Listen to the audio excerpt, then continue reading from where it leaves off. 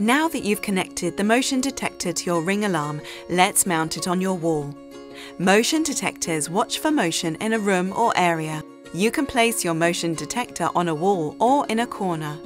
Make sure there are no large obstacles blocking the motion detector, and it should be mounted 2.3 meters high. This keeps it out of the way of kids and pets. And to avoid false alarms, make sure your pets can't reach it by climbing on items of furniture. And finally, make sure that the motion detector is not facing a heat source, such as a heater or a sunny window. This could also trigger false alarms.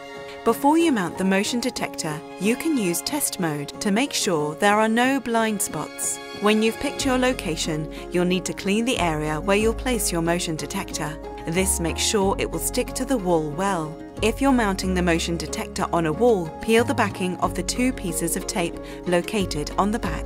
If mounting it in a corner, peel the backing off the tape on each of the corners.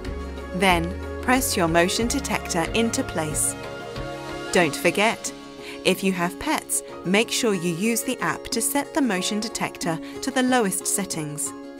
For more information about setting up and using your motion detector, visit ring.com/help.